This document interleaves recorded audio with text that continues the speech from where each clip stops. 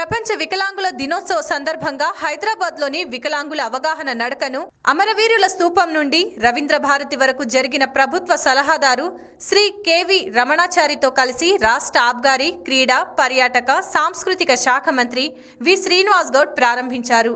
ఈ సందర్భంగా ఆయన మాట్లాడుతూ సమాజంలో వికలాంగులను చిన్న చూపు చూడకుండా సోదర భావంతో మెలగాలన్నారు.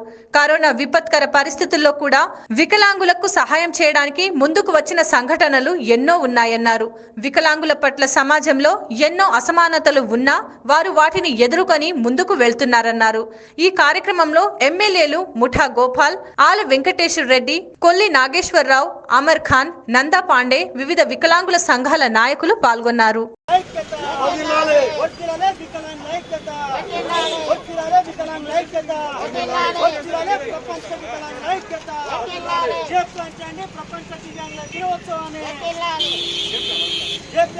ప్రపంచ దివ్యాంగ దినోత్సవాన్ని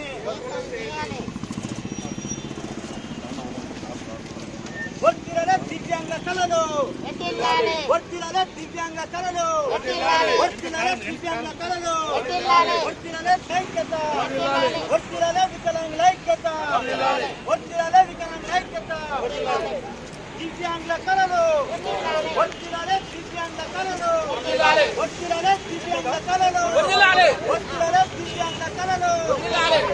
పేరు పేరున ప్రపంచ వికలాంగుల దినోత్సవం సందర్భంగా మీ అందరికి కూడా శుభాకాంక్షలు తెలియజేస్తూ, దాదాపు ఇది ఎనిమిదవసారి కూడా సమయం చెప్పగానే అనుకున్న సమయానికి తెల్లవారుజామునే లేచి తయారై ఇక్కడ చేరుకొని మా కార్యక్రమం ఎప్పుడు స్టార్ట్ అవుతుందా అని చెప్పి ఎదురు చూస్తున్న మీ అందరికి కూడా మరొకసారి అభినందిస్తూ, భగవంతుడు కొన్ని అవయవాలు పని చేయకుండా చేయిండొచ్చు, కానీ మనసులో కానీ ధైర్యం, శక్తిలో కానీ మీకు మించిన వాళ్ళు ఎవరు కూడా లేరని చెప్పి ఈ సందర్భంగా తెలియజేస్తా ఉన్నాను. అనేక సందర్భాల్లో కరోనా సమయంలో కూడా చాలా మంది వికలాంగ సోదరులు వచ్చి, సార్ మేము ఈ పని చేస్తాం సార్ మేము ఈ సాయం చేస్తాం సార్ హాస్పిటల్ దగ్గర అని చెప్పి చాలా మంది వచ్చినటువంటి వాళ్ళు ఉన్నారు. అప్పుడు మేము అనుకున్నాం, కళ్ళు అన్ని అవయవాలు కరెక్ట్ ఇచ్చినా కూడా సమాజంలో అనేక రకాల అసమానతలు కనపడతా ఉన్నాయి.